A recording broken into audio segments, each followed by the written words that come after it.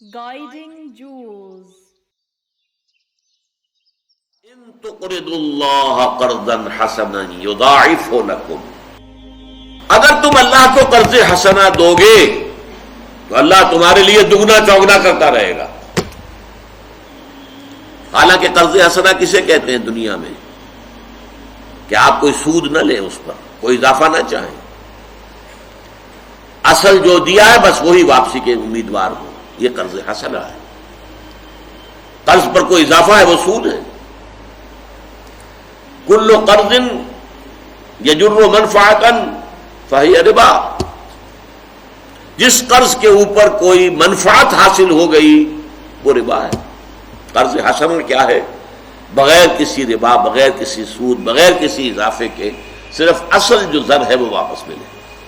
فلکم رؤوس اموالکم، سورہ بقرہ میں فرمایا تمہارے راس المال تمہیں واپس مل جائیں گے، سود ختم۔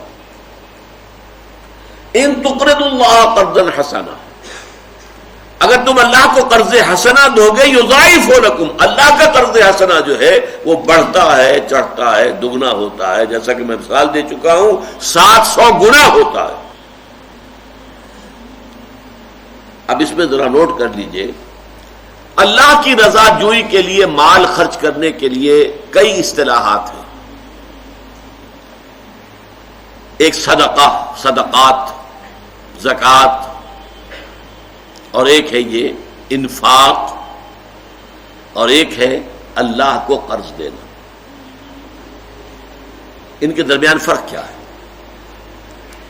زکوٰۃ اور صدقات، ان دونوں کا اصل مقصد ہے غرباء، یتامى، مساکین، بیواؤں، حاجت مندوں، بیماروں، قرض مقروض لوگوں، ان کی مدد کرنا۔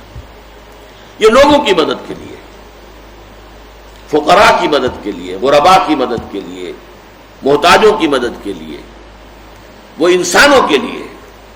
زکوٰۃ بھی، زکوٰۃ کے جو 8 مصرف ہیں ان میں سے 7 یہ ہیں، ایک مصرف یا 2 ہیں، فی سبیل اللہ بھی ایک مصرف ہے، اور نمبر 2 یہ کہ جو زکوٰۃ کے نظام پر جو کارکن ہوں گے ان کی تنخواہیں بھی زکوٰۃ سے دی جا سکے گی، عاملین علیہا۔ باقی فقراء، انما الصدقات للفقراء والمساکین، یہ ان کے لیے۔ تو زکوٰۃ اور صدقات کا اصل یہ ہے مصرف غرباء، یتامى، مساکین۔ انفاق اور قرض حسنہ اللہ کے لیے، کیا مطلب؟ اللہ کے دین کے لیے۔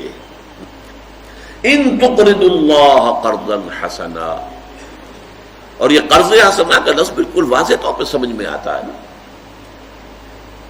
اللہ کے دین کو غالب کرنے کی جد و جہد ہے، تو ظاہر بات ہے پرسنلی اللہ کے ذمہ قرض ہو گیا، اس کا دین ہے نا، اس کی حکومت قائم کرنی ہے ہم نے، اس کا حکم چلانا ہے، اس کی مرضی پوری کرنی ہے، لہذا اس پر جو کچھ خرچ ہوگا وہ گویا کہ پرسنلی اللہ تعالیٰ اپنے ذمہ قرض سے تعبیر کر رہا ہے۔ ان تقرضوا اللہ قرضا حسنا یضاعف لکم، اللہ بڑھائے گا اسے، ویغفر لکم، وہ اصل مال تو بڑھے گا، بڑھتا رہے گا، مزید یہ کہ تمہاری خطائیں اس کے ذریعے سے بخش دی جائیں، بخش دے گا اللہ تعالیٰ، تمہارے گناہوں سے صرف نظر فرمائے گا۔ یغفر لکم واللہ شکور حلیم، اللہ شکور بھی ہے، حلیم بھی ہے۔ اب یہ 2 الفاظ کیوں جڑ کر آئے، غور کیجئے، شکور، حلیم۔ اگر اللہ کو قرض دیتے ہو تو اللہ شکور ہے، وہ قدردان ہے، تمہاری قدر افزائی فرمائے گا، تمہارا اعزاز اور اکرام کرے گا، شکور ہے، وہ ناشکرا نہیں ہے، معاذ اللہ۔ اور نہیں دیتے تو وہ حلیم ہے، فوراً نہیں پکڑ لے گا تمہیں، فوراً تمہاری گردن نہیں ناپ دے گا، حالانکہ وہ آنے واحد میں تمہاری ساری دولت جو ہے اس کو ختم کر سکتا ہے، لیکن حلیم ہے، تمہیں مہلت دے گا، تمہیں موقع دے گا، تم سوچو، غور کرو، اپنے طرز عمل کو بدلو۔ واللہ شکور حلیم، اللہ شکور ہے، حلیم ہے۔